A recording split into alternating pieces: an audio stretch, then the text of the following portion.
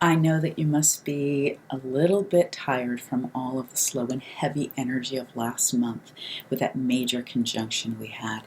And I really do want to encourage you to replenish, really take a check on your energy. I know you're ready to get going with things, and things are going to lighten up this month and then further lighten up in April. But we still, we've got a shift in energy here that's going to really bring our focus onto the people, onto humanitarianism. We have a lot of planets that are moving into Aquarius, and this is a wonderful thing. A lot's been going on the inside. A lot of infrastructure has been changing. There's a highlight also on relationships, the energy of the heart and how we receive and give that. There's also a big highlight this month that allows us some of our hope to come back and things to start to expand a bit. And for some of the volatility and sort of drive and like wanting things to happen quicker than they are, it's going to cool down a little bit, as well as things will start to speed up a bit too. Hi, I'm Prema Gurreri, Vedic astrologer, consciousness coach, and welcome to Chart Your Path. I really appreciate you liking and subscribing to the channel here and hitting that bell notification. It really helps me to get the message out to more people. I so appreciate that. All right, so we've got a few of the planets moving away from Capricorn now, and the energy is going to start to lighten. Jupiter is still in Capricorn, but it's moving into the nakshatra of Dinesta, and that is happening on the 4th or 5th of March, depending on where you are. It's getting some distance from Saturn and is going to represent a little bit different energy here. This is good. This helps Jupiter, the great teacher, the great visionary, the great sage, to start to expand and represent the energy of Jupiter, of that expansion, that hope that feels good to all of us. In this lunar mansion, one of the beautiful things about it is that it represents wealth, but not just material wealth. It's really your spiritual wealth as well. Your gifts, your gifts actually are your high value. Who you're being, the truth that you're connected to. But that expression of your energy in the unique way that it is, that only you can give, is your highest value gifts. That is a huge wealth that you have. No one can take that away from you. You could lose all the money in the world, but who you really are and, the gifts that you have and can only give as uniquely as you can give is huge in your high value. I call them your high value gifts. If you want to know some of your high value gifts, you can take the Sacred Wealth Code Archetype quiz, and the link is down below with the video. It's also in the comments there, and you'll get to one of your archetypes and understand what those gifts are. If you want a Sacred Wealth Code reading, I go deep into that, and you get your archetypes and you get all your high value gifts, your highest value gifts, the things that when you give the world, that they unlock something in the world that only you can unlock. So your uniqueness is a huge part of your gifts. So Jupiter being here is helping you to amplify who you are, for you to remember your spiritual wealth, which is really your connection with the divine and how that animates through you and what you're here for. So we also have Mars going into Taurus. It went there on February 21st. It'll be there through the 13th of April. Mars is going to cool its jets. It's going to cool down a bit. It has been fired up. This is the honorable warrior, the engineer, also the strategist. And in Aries, it was really hot and really wanting to move forward, but we had a lot of this energy in Capricorn that was kind of slowing things down. So there was some frustration there. And also since May of 2020, it had been dancing between Pisces, kind of sitting in the ashram on the spiritual cushion, and then coming into Aries and wanting to, have that independence and move forward and kind of doing that back and forth dance. That was a long time. And just now going into Taurus, where it's that sign of stability, the sign of wealth, our values, But it's, that's Venus's domain, so it's going to cool Mars down, which is actually a good thing, and as long as Mars doesn't get too complacent and the energy connected with it doesn't get too complacent.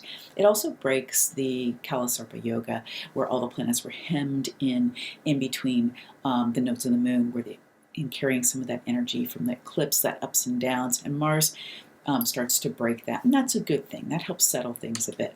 But there is going to be some volatility with Mars this month, and that's going to be, I want you to write these days down. So the 24th, the 25th, and the 26th of March, Mars is going to be with Rahu, with the Magician, in Taurus. Now, so that's with the eclipse pattern, so there's always ups and downs there. But on these days, it hits the eclipse point, 18 degrees of Taurus, and then it hits, on the 19th, it hits, it's in its exact conjunction of where Rahu, where the Magician is currently, the north node of the moon. So on those days, I want you to really watch out for the volatility. If this is a strong planet for you, you're going to feel that more personally, and depending on where it is in your chart and where Taurus is in your chart.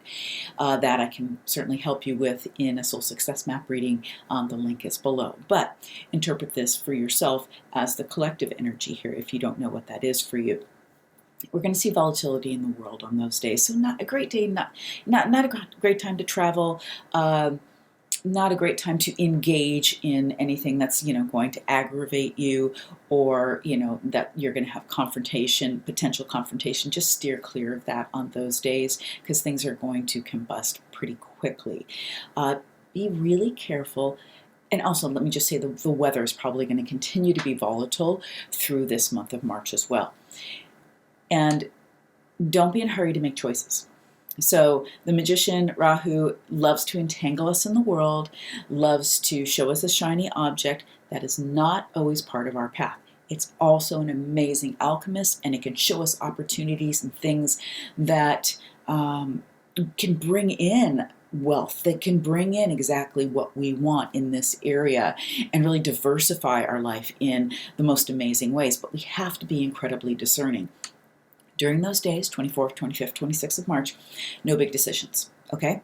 If you get new opportunities, just don't make decisions on those days, because the Magician Rahu can take you off course very easily, eat up your time, eat up your energy, eat up your resources, and we don't want that to happen.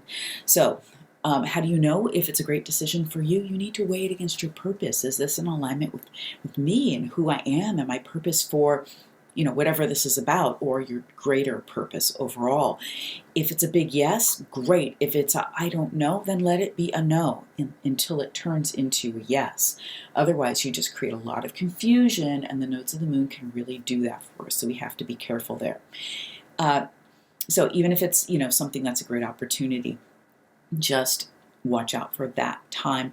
Again, do your due diligence, take time in making your decisions. Really important, okay?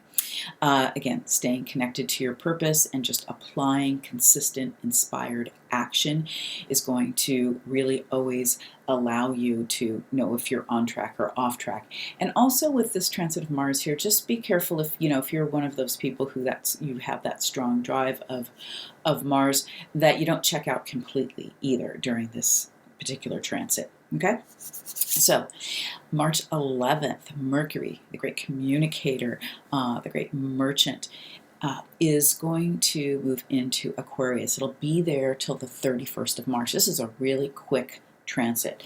So Mercury moves pretty quick. It always is pretty close to the sun, and it will be with the sun for part of this time, but it's not going to be combust during this time. In Aquarius, the great humanitarian sign here. This is about the people. And this is, Aquarius can be rebellious, it can be very idealistic, but it is about taking those structure and infrastructure that we've been going through in this Saturn Jupiter period of time, with that conjunction in Capricorn, all these planets in Capricorn, and then bringing into, okay, well, how can we take this structure, these new structures, how can we take this new infrastructure, and support what is best for all of us, all of humanity, where we're really going. There's new truths that can open up during this time. The communicator is Mercury's going to be a little bit agitated, so watch your communication, slow down a little bit, be extra patient with yourself and with people, and really be open to hearing truths maybe you're not aware of yet, you haven't heard, especially on the 30th. There's going to be an exact conjunction with Neptune during that time, right before it moves into Pisces on the 31st. But I want you to be aware of your communication. Slow down a little bit because it's going to want to speed up on its own. And you want to give yourself time and others for their thoughts, their ideas, and even their opinions. You know, Aquarius is a very opinionated placement, but it's time for us to really listen to one another. So who have you not been listening to? And who is it that you would love to have listening to you? Find a way to get yourself across in a way where you're not being confrontational, so to speak, and take time to explore ideas with people and be open to new truths coming in. Mercury will move into Pisces then on the 31st, where it is not as strong for our analytical and critical thinking, but more invites us to be in our creative, out-of-the-box thinking. And it is going to take creative, out-of-the-box thinking for the new paradigm, creating it and making sure that we're serving all of us in the creation of it. On March 13th, we'll have a new moon in Aquarius. And I will do a separate update for the new moon, but just what's going on here is, again, the new moon in Aquarius, right? And this is where we start a new cycle for the next 30 days. And not only are these planets here, but then we've got the new moon in a new cycle. So I want you to think about higher vision for humanity. That's really what the flavor of this month can be, and also with the new moon in its cycle. And what is your part in that? What is your higher vision?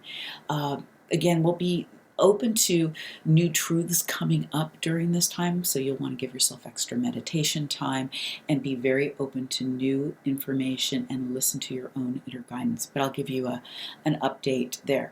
And really, about your inner guidance, that is what is going to get you through this time.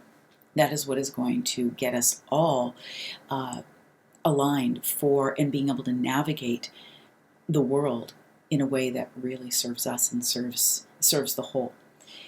You need to trust your intuition and trust your inner guidance more than all the worldly stuff that you're hearing that's here to sort of hook you and jam your circuits.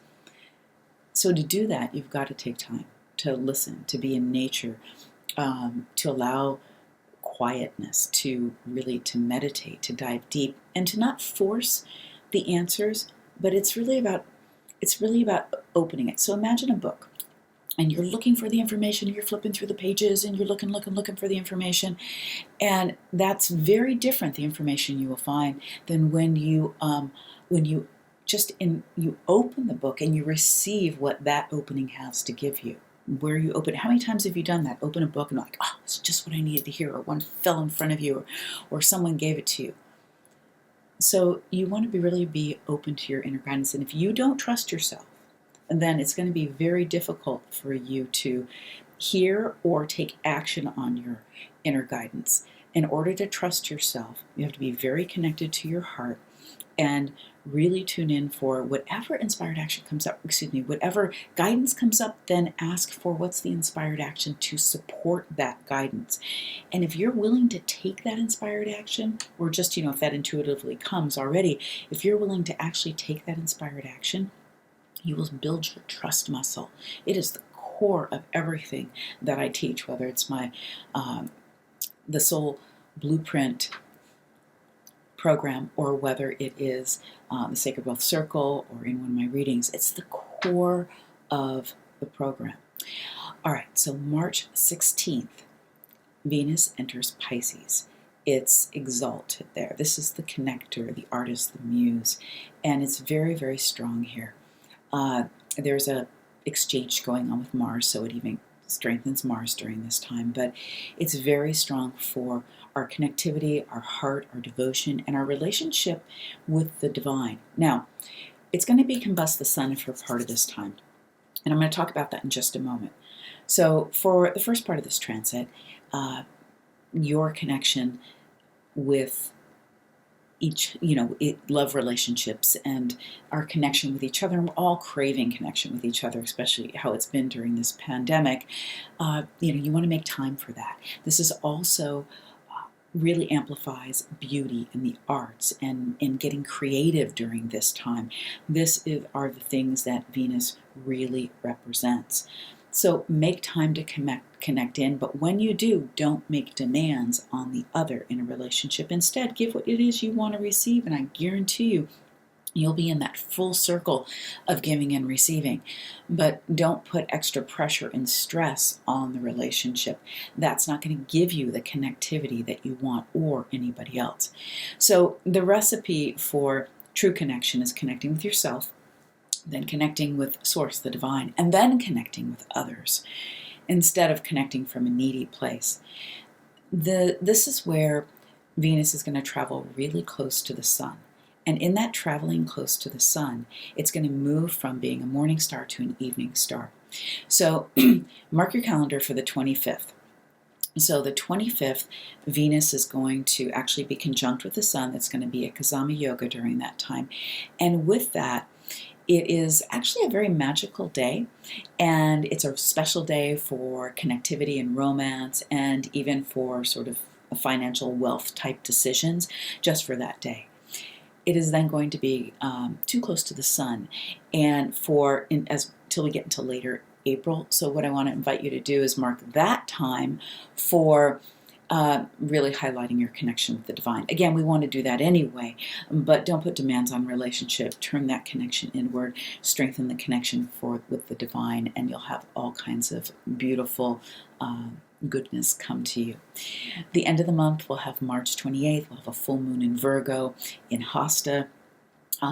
This is, I will do an update for this, but it brings in the fruition and the energy of the new moon. And this is, Venus is going to be opposite this, because Venus will be in Pisces, and our love and our connection. This will be a lovely, lovely full moon. It'll also, in Virgo, health and healing, and we'll probably see more breakthroughs around the pandemic. It'll really be shining a light on there.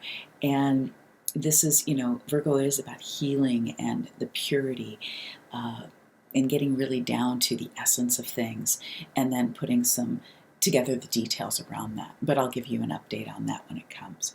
So much love to you. Be sure to to subscribe, to hit the bell notification, share this. It really helps to get the word out. I really appreciate you helping me grow in that way and support others. So leave me a comment. Let me know where you're at right now, and what's meant the most to you about what I shared today. All right, so much love to you.